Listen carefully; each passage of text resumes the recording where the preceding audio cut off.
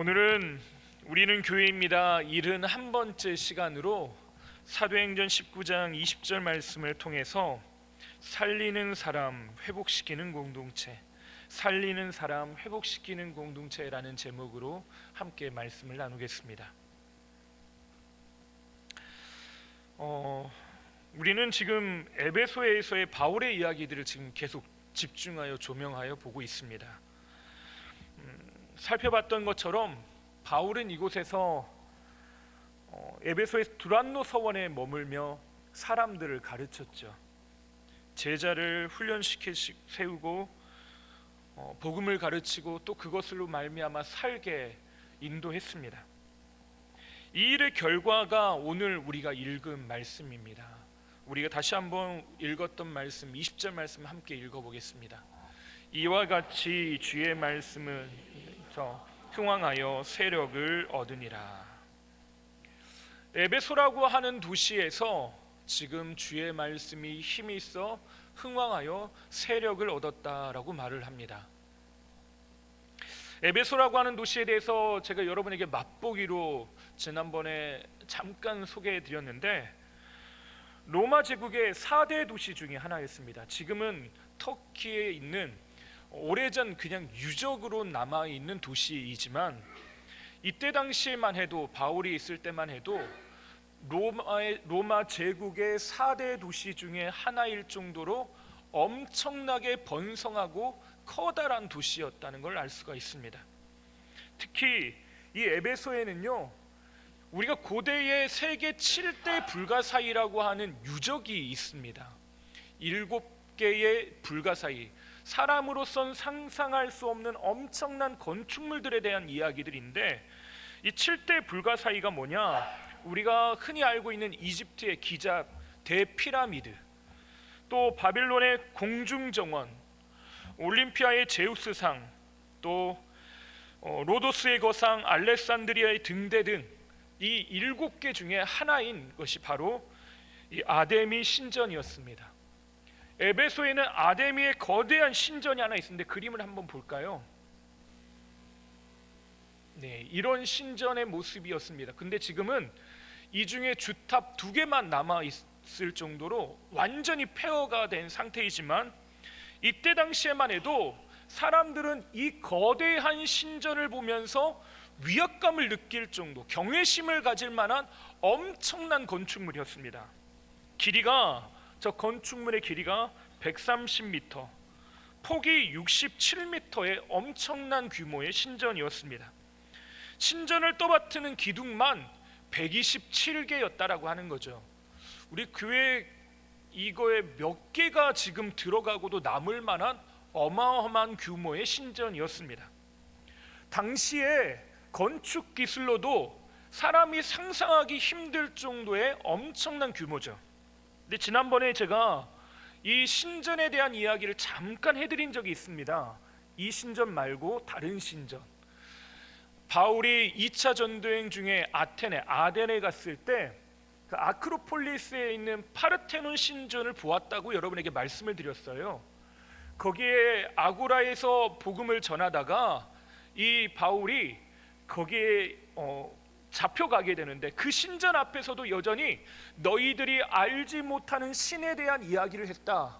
그때 그 거대한 신전의 위험 앞에서 하나님이 얼마나 더 크고 놀라운 분이신지 이야기했다는 이야기를 드렸는데, 그러면 이 아데미 신전과 파르테논 신전의 크기를 한번 비교를 해보겠습니다.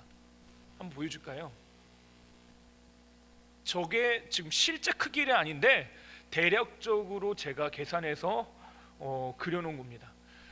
여러분 그리스 아테네를 가보신 분이 계신지 모르겠지만 어마어마한 규모입니다. 근데 이 파르테논 신전이 이 아데미 신전의 4분의 1 크기밖에 안 돼요. 그러면 얼마나 큰지 아시겠죠? 사람의 크기를 한번 보겠습니다. 사람은 저 정도 크기밖에 안 됩니다. 사람이 저기에 섰을 때 신전으로 말미암아 압도당할 정도의 크기입니다. 엄청난 크기 앞에 이 아데미 신전이 이 에베소의 중심부에 놓여서 모든 에베소의 이 영적 분위기들을 장악하고 있었던 거죠. 엄청난 크기, 여기에는 수많은 제사장과 종교를 위해서 또 이 제사를 지휘해서 수많은 사람들이 방문객들이 줄을 이었습니다. 특히 여기에는 수천 명의 여사제들이 있었는데 당시에는 이 제사가 합법적으로 매음하는 창녀들이 세워지는, 그러니까 종교적 창녀들이 활동하던 무대이기도 했습니다. 지난번에 에베소에 갔는데 길가에 아직도 남아있는 조그만한 광고판을 하나 봤습니다. 제가 여기에는 보여드리진 않는데 그 광고판이 어떤 거냐, 길 바닥 한 조그만한 보도블럭 같은 곳에 하트가 그려져 있는 발판이 하나 있었습니다. 그게 뭔가 봤더니 접대부가 있는 술집 광고였습니다. 근데 그게 더 재밌는 건 이 광고판이 에베소 하면 꼭 등장하는 사진이 하나 있는데 셀수스 도서관이라고 하는 도서관입니다. 건물인데 그 도서관 바로 앞길, 거기에 그 보도블럭에다가 그걸 대리석에다가 새겨놨습니다. 술집 광고를. 당시에 에베소의 규모가 25만 명의 인구가 정주하고 있고 거기에 무역하는 사람들, 또 교통과 이 로마 제국의 중심 역할을 했기 때문에 수많은 사람들이 유동인구가 넘쳐나는 곳입니다. 그래서 지식이 모이고 철학의 중심지이고 종교의 중심지이기도 했습니다.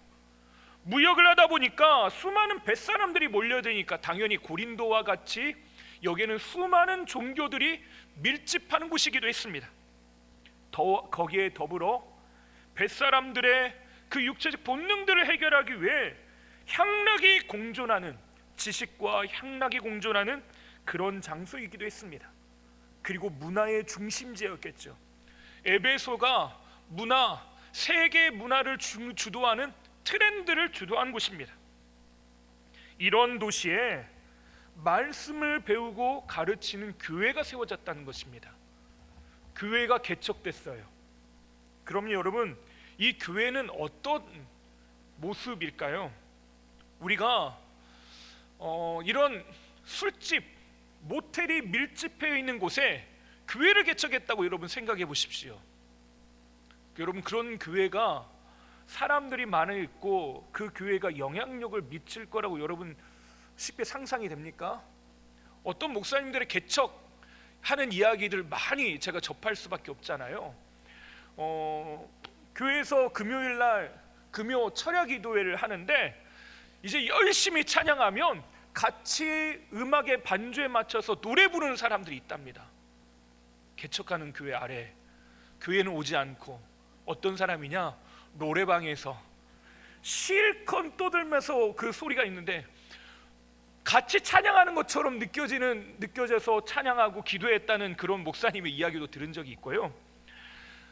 똑같이 한 그룹이 다 들어갔다가 술 취해서 한 그룹은 나오고 한 그룹은 성령에 취해서 나온다라는 그런 목사님의 이야기를 들은 적도 있고요. 그런 지역, 그런 동네에서 개척하여서 교회가 있다라고 하는 것이 참 쉽지 않은 것입니다. 거기에 교회가 모텔촌에 교회가 있는데 제 아내하고 그 교회를 간다고 생각해 보십시오. 한밤중에 예배를 드리려고. 사람들에게 오해받기 참 십상인 곳입니다. 그런데 이런 동네에서 교회가 개척이 됐어요. 수많은 유혹들이 있고 수많은 것들로 어려움 당할 수밖에 없는 교회예요. 교회가 빛을 발하기는커녕 늘 이런 위기들, 어려움들, 유혹들 앞에서 교회가 빛을 발하지 못할 조건들이 훨씬 더 많은 것이 바로 에베소 교회가 처한 현실이었다는 것입니다. 세상의 문화 앞에서 그리스도인들이 그때 당시에 그리스도인들에 대해서 관대하지 않은 이 문화와 상황 속에서 신앙생활한다는 것과 사회생활한다는 것이 늘 충돌을 일으킬 수밖에 없습니다. 그래서 여러분이 고린도서의 말씀을 읽어보면 아시겠지만 심지어 고기 먹는 문제를 가지고, 고기 먹는 건 다시 말해 밥 먹는 거잖아요. 밥 반찬 이야기예요. 그걸 가지고도 교회 안에서 논쟁을 벌일 정도입니다. 먹어야 되냐 말아야 되냐. 당시에 가지고 있는 문화가요, 그리스도인으로 살게 이롭지 않은 문화였다는 것이 분명합니다. 계속해서 충돌할 수밖에 없는 상황이죠. 근데 오늘 말씀에 이런 도시 에베소에서 어떤 일이 일어났다고요? 이와 같이 주의 말씀이 힘이 있어 흥왕하여 세력을 얻으니라. 이런 도시에서 교회가 주의 말씀으로 살아내기로 결단했을 때, 주의 말씀을 붙들림 받았을 때 어떤 일이 일어났다고요? 힘이 있어 흥왕하여 세력을 얻었답니다. 세상의 문화 앞에서 복음이 힘을 잃고 교회와 성도들이 아무것도 하지 못해서 움츠러들거나 그것에 소극적으로 대응했던 것이 아니라 오히려 그리스도의 복음이 흥왕케 되었다는 놀라운 이야기를 하고 있다는 것입니다. 그러면 어떤 가치가 더 밀도가 높고 어떤 가치가 더 높고 큰 가치라는 것입니까? 그리스도의 말씀을 따라 사는 것, 그것이 능히 세상을 이기는 힘이 된다는 것입니다. 근데 우리는 오히려 반대로 생각합니다. 세상 속에서 말씀으로 산다는 것과 사회생활 한다는 것, 신앙생활한 것과 그리스도인으로 이 세상에 살아가는 것과 사회 속에서 살아갈 때, 이것이 충돌될 때 우리는 자꾸 뭘 포기합니까? 말씀을 포기해요. 그런데 오히려 어떻게 됐다고요? 이것이 선한 능력과 영향력으로 어둠 가운데 있던 세상을 밝히 비추는 빛이 되었다는 것입니다. 그리스도인들은 어떤 사람이냐? 이것을 믿는 사람이라는 것입니다. 그리스도인들은 교회 다니는 사람이 아니라 이 말씀을 믿는 사람이라는 것이에요.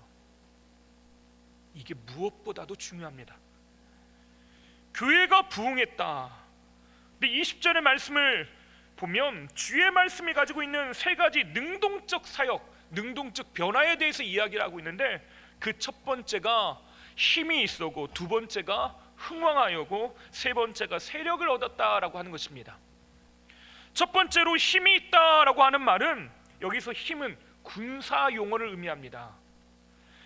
힘이라고 하는 단어는 권력, 군사력을 의미하는 단어로 이때 당시 헬라 지역, 그리스 문화 지역에서는 사용되었는데, 절대 주권자의 절대 권력, 다시 말해 황제의 힘, 황제의 영향력을 말하는 거죠.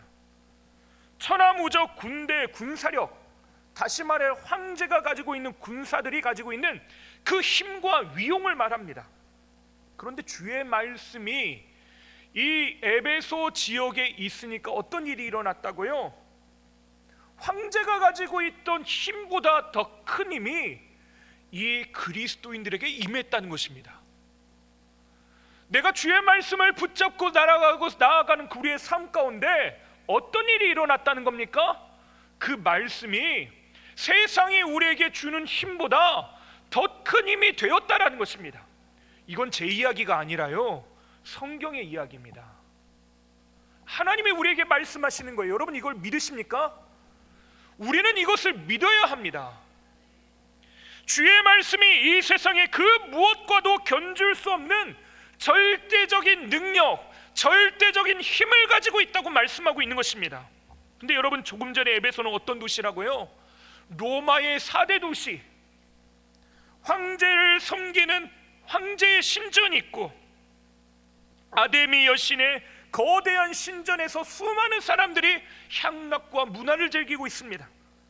자기가 가지고 있는 본성적인 그 본능들을 거기에서 해결하기도 합니다.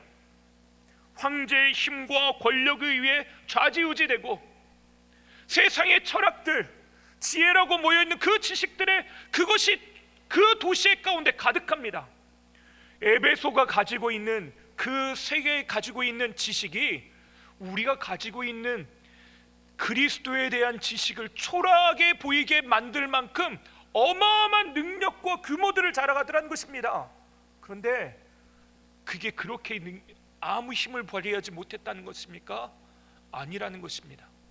오히려 그 세상의 문화, 세상의 파도, 세상이 가지고 있는 위협들, 나를 갈등하게 만드는 수많은 문제들, 고민하게 만드는 삶의 어려움들, 나의 육체적으로 겪어내고 있는 수많은 고난과 아픔들, 내 마음속에 찾아오는 여러 가지 갈팡질팡하게 만드는 삶의 문제들이 나를 삼키는 것이 아니라 오히려 그리스도의 말씀이 그것을 살아내게 했다는 것입니다.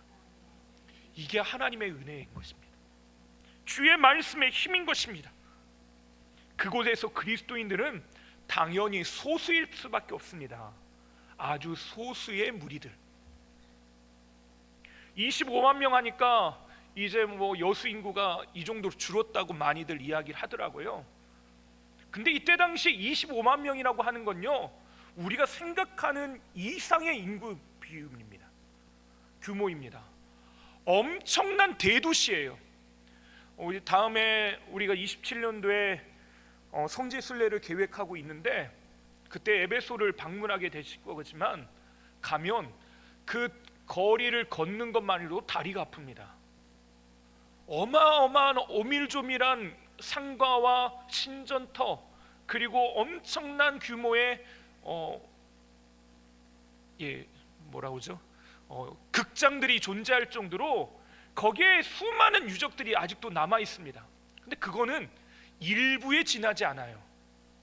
거기에 수많은 사람들이 저마다의 문화적 트렌드, 이곳 쪽의 세계 가지고 있는 문화들을 가지고 와서 이것이 중심이고 이것이 능력이라고 말하는데, 그 모든 것을 이기고도 남는 것이 그리스도의 말씀이라고 하는 것입니다. 그 나라, 그 지역, 그곳에 모였던 사람들, 그 도시 전체, 그곳을 바꿀 수 있는 거대한 능력이 되었던 것이 주의 말씀이라는 것입니다. 둘째로 흥왕하였습니다. 흥왕하다라고 말하는 건 커지다, 증가하다라는 뜻이죠. 주의 말씀이 개인의 차원으로 그냥 힘을 얻고 이게 나의 어떤 진리의 말씀으로 나는 이렇게 믿음으로 살아야지, 혼자 믿는 믿음이 아니었다는 거예요. 중요한 건 이것입니다. 나 혼자만의 소수의 믿음이 아니라 그것이 연대하는 힘, 주변의 영향력, 그것이 세력을 얻고 수많은 사람들에게 함께하는 그런 힘이 되었다라는 것입니다. 세상의 한복판에서 그 도를 따르는 사람들이 늘어나기 시작했습니다. 다시 말해서요, 이 말씀의 능력을 경험하는 사람, 그 하나님의 은혜를 맛본 사람들이 하나씩 하나씩 더해지고 그것을 믿고 따르는 사람들이 세워졌다는 거죠. 나 혼자 믿는 게 아니라요, 주변에 나의 지체들, 지체들이 생겨납니다. 그것을 우리는 다른 말로 뭐라고 표현합니까? 교회라고 말하는 것입니다. 교회가 개척됐다라고 하는 말은요, 건물을 지었다, 예배당을 지었다가 아니라 그 그리스도의 도에 복종하는 사람, 그것에 순종하는 사람, 그 주의 말씀에 힘을 얻는 사람들이 한 사람 한 사람 세워졌다는 것입니다. 두세 사람이 모인 그곳에 주께서 우리와 함께 하신다고 약속하십니다.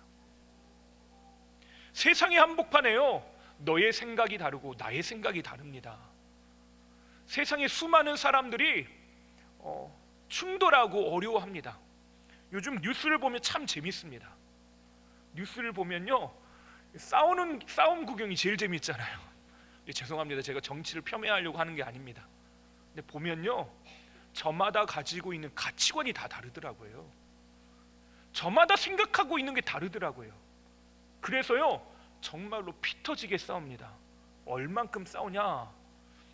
어떤 존재를 사라지게 만들 만큼 피 터지게 싸웁니다. 근데 그게요, 정도의 차이지 우리가 살아가고 있는 세상에서 똑같이 일어난 일입니다. 네, 흥왕하였다라고 하는 말은 무엇입니까? 이것에 연대하여서 함께 한 마음을 품는 사람들이 세워졌다는 것입니다. 그래서 에베소 교회, 이 에베소 교회에 보내는 편지에서 바울이 뭐라고 합니까? 우리가 함께 우리는 교회입니다 라고 할 때마다 함께 고백하는 게 뭐예요? 함께 성전으로, 하나님을 예배하는 성전으로, 주님을 모시는 거룩한 성전으로 지어져 가는 겁니다. 여기서 가장 중요한 단어가 무엇입니까? 함께입니다. 서로 연결되고 연결되어서 벽돌이요 다 똑같으면 참 쌓기 쉬울 것 같습니다. 그런데 그것이 다듬어지고 세워져야 되는데, 성전, 그 예배의 제단을 쌓을 때요 하나님께서 율법에 명하신 것이 있습니다. 거기에 정을 대지 말래요. 참 재밌습니다. 정을 대지 말고 제단을 쌓으랍니다. 이 말은요 서로 다른 모양이 있는데 그걸 인정하고 그 모양을 모양대로 하나씩 쌓으라는 겁니다. 이게 놀라운 교회의 비밀입니다. 어떤 획일적이고 일관된 그 모습들을 갖는 게 아니라요, 각자에게 주신 은사와 달란트가 다른데 그것이 서로 퍼즐 조각이 맞춰지는 것처럼 어디는 움푹 들어가고 어디는 나온 모양들이 서로 다르지만 그것이 하나하나 되면 어떤 이 작품이 만들어진답니까? 눈에 보이지 않았던 하나님이 임재하시는 처소, 성전이 보여지더란 것이에요. 이것이 흥왕하였다라고 하는 말의 표현입니다. 보여지지 않았던 하나님의 나라가 그들 가운데 보여진 것입니다. 세 번째로, 마지막으로 뭐라고 이야기합니까? 세력을 얻으니라. 이것이 그 혼자만으로 거하지 않았던 그들이 어떤 일들이 벌어지냐, 그래 너희들 혼자 잘해봐라 이런 게 아니라요, 영향력을 미쳤다는 것입니다. 세력을 얻었다라고 하는 건요, 그 지역사회와 도시를 바꾸어냈다는 것입니다. 새로운 문화 트렌드를 바꿔냈다는 것이에요. 우리가 가지고 있는 윤리, 도덕률이라고 하는 이 법들은 사실 성경이 없으면 우리는 그다지 필요 없는 법들입니다. 당연히 우리는 이게 우리가 가지고 있는 착하게 살아야 된다, 옳게 살아야 된다라고 하는 법들이 그것이 옳은 것이라고 우리는 생각합니다. 근데 최초의 법들은 아시겠지만 이해는 이입니다. 죽음은 죽음으로 갚아야 합니다. 다시 말해, 내가 피해를 받은 만큼 그 사람에게 피해를 주는 게 원칙이에요. 이것이 일반적인 세상 도덕률입니다. 그런데 그리스도의 법, 하나님의 말씀의 이 법들이 어떻게 세상 문화를 바꿨냐? 지금까지는 약육강식의 세계에서요, 강한 자가 살아남는 그 힘센 자에 의해서 이루어지는 법들이 약한 자, 소외된 자, 그럼에도 불구하고 내가 포기하고 양보하더라도 다른 사람을 세우는 법들로 바뀌어가게 됩니다. 다시 말해, 개인의 이익, 개인의 유익을 향한 법들이 공공의 유익, 공공의 선을 위해서 만들어지는 법들로 발전되어 가기 시작한 거죠. 이것이 서양 사회가 가지고 있는 중요한 법 정신입니다. 마찬가지로 이 에베소 교회가 가지고 있었던 능력은 뭐냐? 주변에 영향력을 미쳤다는 것입니다. 이 에베소가요, 아까 고대 로마 시대의 4대 도시 중에 하나였다고 했죠. 그러면 우리나라도 길이 항상 어디로부터 시작되고 중심이냐? 서울로 중심을 뻗어 있습니다. 그래서 거의 대부분의 고속도로가 서울과 연결되어 있어요. 서울로 대부분 가는 길입니다. 마찬가지로요, 에베소로 가는 길들이 잘 닦여 있던 것이 이때 당시 문화입니다. 그 길을 따라서, 그 간선도로를 따라서 도시들이 세워졌는데 그 도시들마다 교회가 세워집니다. 그 교회를 우리가 요한계시록에서 뭐라고 부르냐? 소아시아 일곱 교회라고 부르는 겁니다. 에베소 한복판에서 주의 말씀을 붙드는 사람들이 생겨났더니 그 주변에 영향력을 미치더라는 거죠. 복음을 믿고 주의 말씀을 따라 살았더니 그것이 영향력, 능력이 되었다는 것입니다. 이것은 오늘날 우리의 삶 속에서도 마찬가지입니다. 일례로 우리 교우들 중에 힘겹게 질병으로 외로이 싸우는 분들이 계십니다. 질병이 나의 삶을 점령하고 질병 앞에서 속수무책으로 두 손 두 발을 들 수밖에 없는 상황들에 놓여 있을 때가 있습니다. 일반적으로 이런 어려움들을 겪으면 자책하기도 하고 원망할 수밖에 없는 것이 자연스러운 삶의 이치인 것 같습니다. 왜 이랬을까? 이것 때문일까? 저것 때문일까? 별의별 생각들이 머릿속에 다 지나갑니다. 근데 우리 성도님들이 참 성숙하신 것 같습니다. 제가 기도해드리고 안타까운 마음으로 만나 뵙고 기도해드릴 때만 항상 다 똑같은 말씀하셔요. 병들고 아프고 한 것은 아무것도 아닙니다. 하나님의 은혜입니다라는 말들을 꼭 빼놓지 않고 하시더라고요. 그것이 목사인 제 앞에서 의례껏 해야 되는 정답으로 이야기하셨을 수 있습니다. 하지만 저는 그것이 믿음의 고백이라고 믿습니다. 그렇게 믿음으로 고백하기 시작하는 거예요. 에베소에 있는 성도들이 뭘 한 겁니까? 그 믿음의 고백들을 한 것입니다. 하나님의 말씀을 비춰봤더니요, 세상 앞에서 이 말씀으로 산다는 건 속수무책으로 넘어질 수밖에 없는 위기의 연속들입니다. 세상의 문화들은 이렇게 빠르게 변화하고, 세상은 이렇게 살아도 상관없고 저렇게 살아라고, 그게 지혜롭다고, 이게 지식이라고 말하고, 이렇게 해서 잘 살고 잘 먹고 잘 산다고 말하는 수만 가지 이야기들을 나열해놓고 우리에게 말합니다.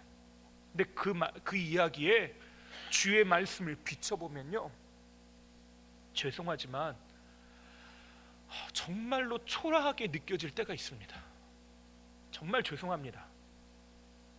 주의 말씀대로 산다는 것이요, 나 자신을 굉장히 초라하게 만들고 세상에서 비웃음거리가 될 것처럼 보이게 만들고, 그것이 오히려 나를 위기, 고난으로 몰아갈 것처럼 보이는 그런 때가 있습니다.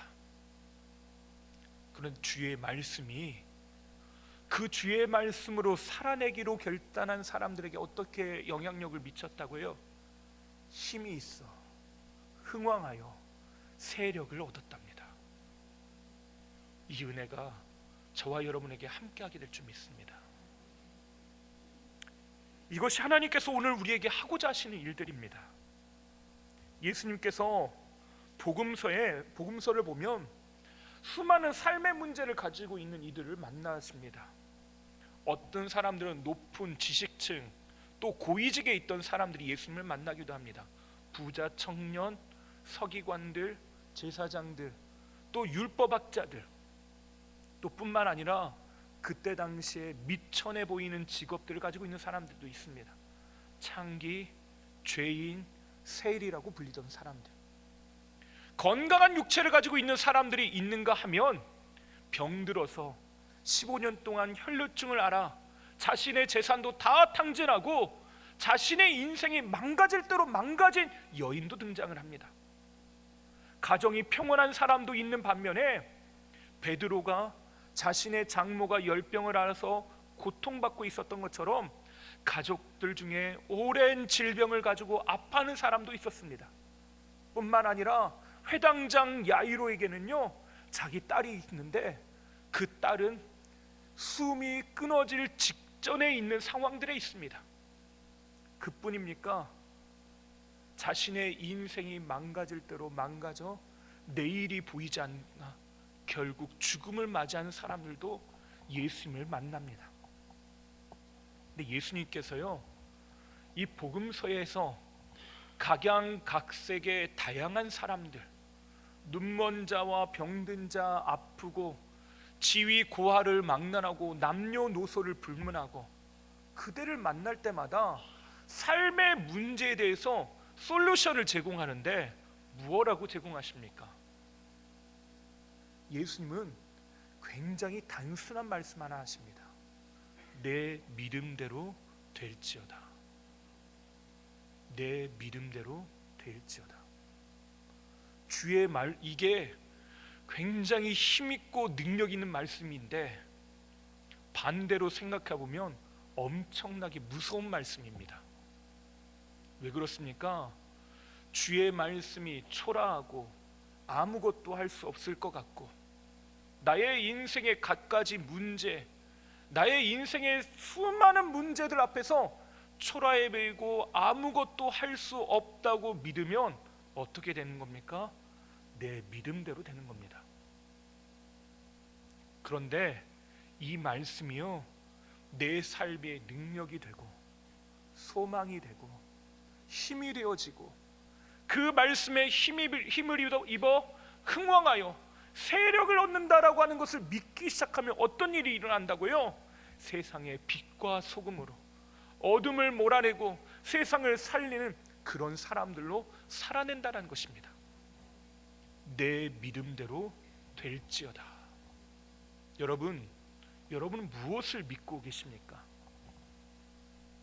무엇을 믿으며 하나님 앞에 나아가 서고 계십니까? 주께서 오늘 우리에게 물어보십니다. 내 믿음대로 될지어다. 두란노 소원에서 주의 말씀을 붙들었던 이들에게 이 주의 말씀이 힘을 얻어 흥왕하여 세력을 얻었다라고 하는 건 그들이 그 에베소라고 하는 그 도시 한복판에서 그 말씀을 붙들고 믿었던 것입니다. 바울은 이것이 에베소에 있는 성도들에게만 일어나기를 바라지 않았습니다. 이 일들이 어떻게 이루어지길 원하냐? 또 다른 도시들에게 이루어지길 원합니다. 20절과 21절 말씀을 21절과 22절 말씀 함께 읽어볼까요? 이 일을 있은 후에 바울이 마게도냐와 아가야를 거쳐 예루살렘에 가기로 작정하여 이르되 내가 거기 갔다가 후에 로마도 보아야 하리라 하고 자기를 돕는 한 중에 디모데와 에스타스도 두 사람을 마게도냐로 보내고 자기는 아시아에 얼마 동안 더 있으니라. 바울이요, 사람들을 파송하여서 복음을 똑같이 전하도록 그 제자들 디모데와 에라스 두 사람을 마게도냐 지방으로 보냈답니다. 거기서 복음을 전했다는 거죠. 마게도냐 지방은 우리가 2차 전도행에 대해서 살펴봤을 때 빌립보를 비롯한 데살로니가, 베레아 지역을 의미합니다. 이 지역에 에베소에서 건너가서 복음을 전하게 했다는 거죠. 근데 자기는 어떻게 했다고요? 거기 아시아, 소아시아에 남아서 그 7교회 뿐만 아니라 골로새를 비롯한 히에라볼리에 같은 그곳을 다니면서 복음을 전했습니다. 그게 끝일까요? 바울은 여기에 자기의 소원을 이야기합니다. 후에 로마도 보아야 하리라. 이 로마도 보아야 하리라라고 하는 말이 중요한 이유는요, 바울이 고린도에서 편지를 하나 써서 보내게 되는데 그 편지가 뭐냐? 요즘 우리가 새벽마다 보고 있는 로마서 말씀입니다. 로마에 편지를 보낸 거예요. 그럼 바울은 왜 고린도에 갔을까? 고린도에서 하필이면 이 편지를 쓰고 있을까? 이 3차 전도행 에베소에서요, 바울은 이 고린도를 방문한 일들이 생겼습니다. 고린도에 바울이 편지를 최소 몇 차례를 보냈냐면 고린도 전후서를 분석해 보면 최소 4번의 편지를 보낸 것으로 기록되어 있습니다.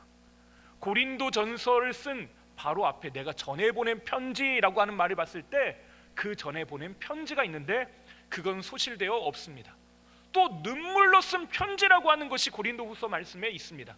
그러면 이 편지가 최소 4개의 편지를 에베소에서 고린도에 보냈다는 것입니다. 근데 왜 보냈냐가 중요해요. 왜 보냈냐? 우리가 고린도에 대한 이야기 말씀드릴 때 고린도도요, 에베소처럼 이런 문화와 향락으로 가득한 도시였다라고 말씀드렸습니다. 이오니아 해와 에게 해를 잇는 중요한 운하가 있었는데, 그때 당시에는 바다를 팔 수 있는 토목 공사를 할 수가 없으니까 어떻게까지 했다 했습니까? 그 배를 육지로 옮기기까지 했다고 말씀드렸죠. 그만큼 이 도시는 중요한 도시입니다. 거기에 고린도 교회가 세워졌는데 그 고린도 교회에 문제가 발생한 것입니다. 어떤 문제냐?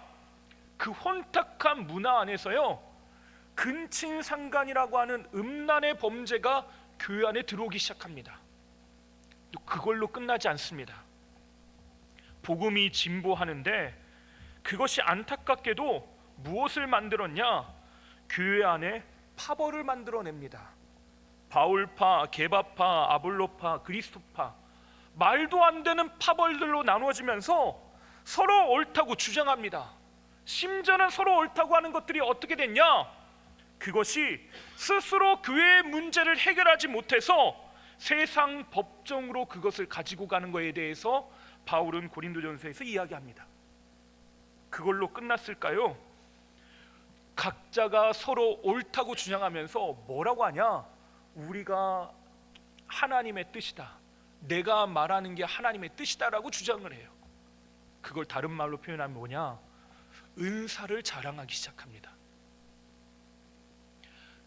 그 사람들이 알아들 수 없는 방언과 은사들을 가지고 교회를 오히려 혼란스럽게 만듭니다.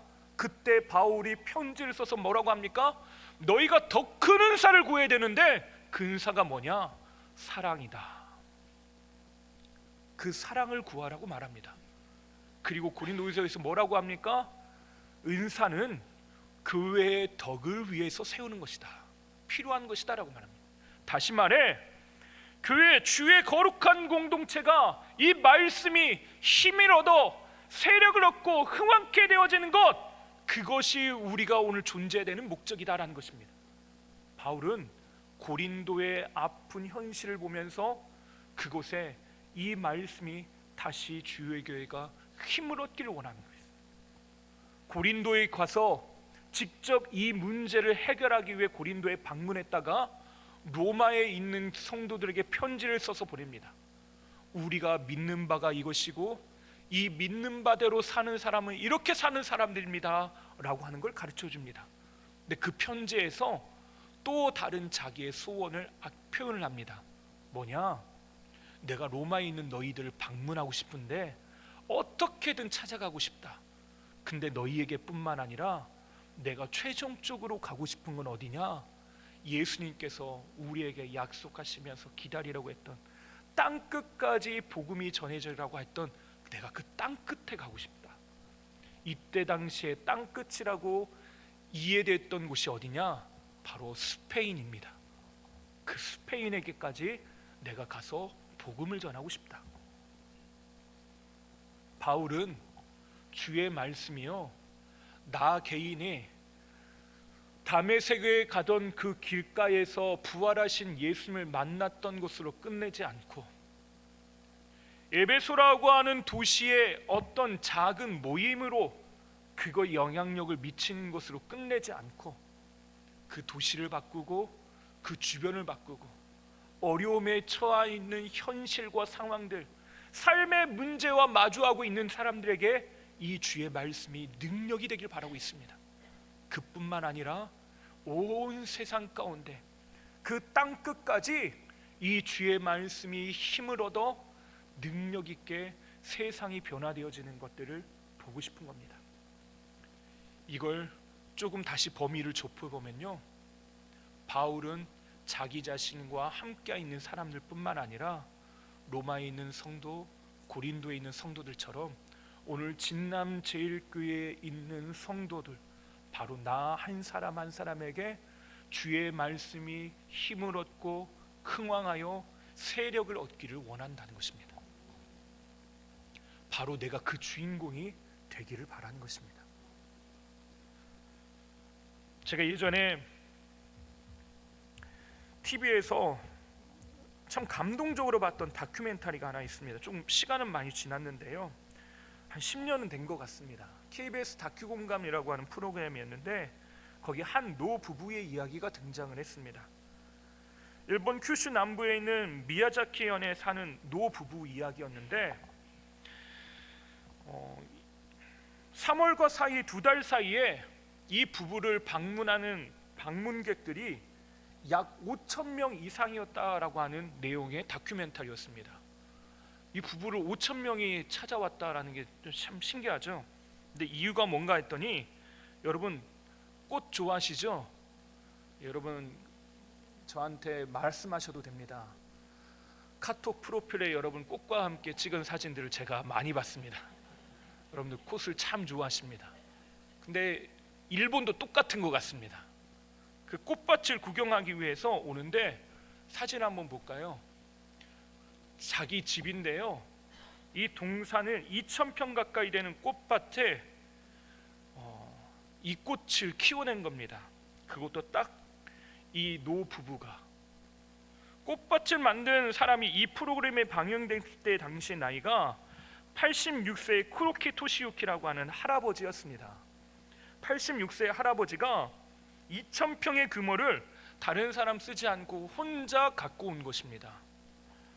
평평한 땅을 둥글둥글한 동산으로 만들었대요. 원래 저기가 평지였답니다. 근데 언덕을요, 본인이 직접 흙지게를 지고 쌓아서 만든 언덕이랍니다. 여름에는 잡초를 뽑고 가을엔 비료를 주며 한 뿌리 한 뿌리 심고 가꿔서 이것을 30년 동안 가꿔왔대요. 그러면 이 할아버지가 왜 30년 동안 했나? 이게 제가 잊지 못하게 만든 포인트였던 것 같습니다. 그 이유는 바로 어려운 시간을 보내고 있던 아내 때문이었습니다.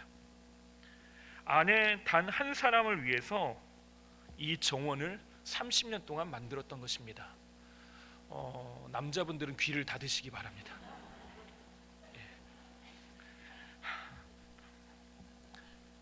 이 토시유키 할아버지가요, 10살 때 부친을 잃고 16년 동안 다른 집에서 머슴살이를 했대요. 그러다가 야스코라고 하는 아내를 만나 결혼하고 아이 셋을 키우며 숨가쁘게 치열한 하루하루를 살았답니다. 그러다가 이제 논을 좀 편하게 살아봐야 되겠다라고 했는데 덜컥 아내에게 어려운 문제가 하나 찾아옵니다. 그게 뭐냐? 당뇨 합병증으로 아내가 시력을 완전히 잃어버렸습니다. 앞을 보지 못하니까 아내가 너무나도 큰 우울감과 절망감으로 매일을 살게 된 겁니다. 이를 본 남편 이 크로키 씨가 집 주변에다가 이 꽃을 심기 시작합니다. 앞을 보지 못하는 아내를 위해서 꽃을 심었다. 다시 말해, 남편들은 아내가 뭘 좋아하는지 몰라서 그냥 아무거나 막 심었다, 그래도 된다라는 의미는 아니고요. 언뜻 이해가 되지 않는데 그렇게 했던 이유가 뭐냐? 아내에게 아름다운 향기를 선물해 주고 싶었답니다. 눈에 보이지 않지만 남편의 손을 잡고 걸어가는 그 길들, 때로는 언덕도 존재하고 평지도 존재하고 그 굴곡진 길을 살아왔던 그 길들이 지금까지는 흙냄새만 나고 우울하고 아픈 길이었는데 이곳이 꽃향기 가득한 향기 나는 길이었다는 것, 가시밭길이었고 좁은 길 같고 아무것도 아닌 것 같고 때로는 가고 싶지 않은 길인 것 같았던 이 길이 사실은 그곳이 꽃길이었다라는 걸 아내에게 알려주고 싶었답니다. 그 후에 이 아내가 향기와 미소를 갖기 시작했대요. 근데 놀라운 건요, 이 이야기를 들은 사람들이요, 꽃밭을 사실은 구경하기 위해 온 게 아니라 이분의 아내를 만나서 위로하고 이야기를 건네기 위해서 찾아왔다는 거예요. 사진 한번 볼까요? 이분입니다. 지금 언뜻 봐도요, 앞이 보이지 않는 분이신 것 같죠? 아내가 그 어떤 사람보다 행복하게 사는 것이 이분의 가장 큰 행복이라고 이야기를 합니다. 그래서 그분은 이 꽃밭을 가꾸는 것을 나는 결코 멈출 수 없다라고 하는 이야기를 이 다큐멘터리에서 하는 것을 제가 기억하고 있습니다. 우리가 오늘 주의 말씀으로 살아간다라고 하는 건요, 굴곡진 가시밭길, 십자가의 길인 것 같습니다. 좁고 협착해서요, 아무도 가고 싶지 않은 길입니다. 이 세상 앞에서 하나님의 말씀을 가지고 살아간다는 것은요, 내가 정말로 자긍심을 느낄 만큼 자랑스러운 일이기보다 정말 죄송하지만 초라해 보이고 힘들고 어려운 길을 가기로 선택하는 것처럼 보입니다. 그런데 그 후에 보면 그 내가 걸어왔던 길이요, 내 앞에 보이는 길은 가시밭길인데 나의 뒤에 따라오는 길은 꽃밭으로 바뀌더라는 것이에요. 주의 말씀이 심겨진 땅마다요, 그곳에 주의 말씀이 힘을 얻고 흥왕하여 세력을 얻어 꽃밭으로 바뀌어가는 것입니다. 바울은 이걸 믿는 사람이에요. 나의 인생을 내가 가지고 있는 모든 것이 배설물처럼 버림받아도 내 인생이 다른 그 어떤 것보다 행복하다, 내가 가장 행복한 자라고 말하고 가는 곳마다 주의 복음을 전하고 내가 매를 맞고 또 죽을 뻔하는 위기를 겪고 걸어갈지라도 그렇게 할 수밖에 없는 이유는 그 주의 말씀이 가는 곳마다 아름다운 하나님의 나라가 임한다라는 것을 믿고 있기 때문에 그렇습니다. 여러분, 우리가 주의 말씀을 붙잡고 살아간다라고 하는 것이 바로 오늘 우리가 보이지 않지만 이 꽃씨를 심는 일과 같은 것입니다. 말씀의 씨앗을 심으면요, 최소 100배입니다. 100배, 60배, 30배요. 주님께서는요, 이 말씀의 씨앗을 우리의 삶에 보이지 않는 자리에 굴곡지고 아프고 좁은 길 가운데 뿌려내기를 원하십니다. 그것으로 오늘도 살아가기를 원하셔요. 이 아름다운 일들이 저와 여러분과 함께 일어나게 될 줄 믿습니다. 여러분, 믿음대로 됩니다. 주의 말씀이 오늘 우리의 삶에 힘이고 능력인 것을 나의 입으로 고백해내고 믿음으로 선포하기 시작하면요, 나의 인생이 변화되어지는 것들을 경험합니다. 오늘 그것을 믿고 나아가시는 저와 여러분 되시기를 주님의 이름으로 축원합니다. 기도하겠습니다. 선하신 하나님, 주의 말씀 앞으로 나아갑니다. 말씀이신 예수 그리스도를 붙잡고 나아갑니다. 말씀이 육신이 되어 우리의 인생 가운데 찾아오신 그 주님을 오늘 우리의 마음에 믿음으로 영접하고 모셔드립니다. 주님, 주와 함께 십자가를 짊어지고 주의 말씀을 붙잡고 나아가는 길이 지금은 좁고 협착해 보이고 가시밭길이고 가고 싶지 않은 길일지라도 그 걸음들을 걸어가는 곳마다 하나님의 나라가 임하게 될 줄 믿습니다. 수많은 사람들이 찾아와시는 그 겨자씨가 심겨진 아름드리 나무가 변화되어지는 은혜가 우리의 삶 가운데 이루어지게 하여 주시고, 우리 주의 교회 위에, 가정 위에, 우리가 일하는 일터 위에 이 놀라운 은혜가 임하게 하여 주시옵소서. 하나님께서 함께 하시고 우리와 동행하여 주실 것을 믿사오며 우리의 모든 것 되시는 예수님의 이름으로 기도하옵나이다. 아멘.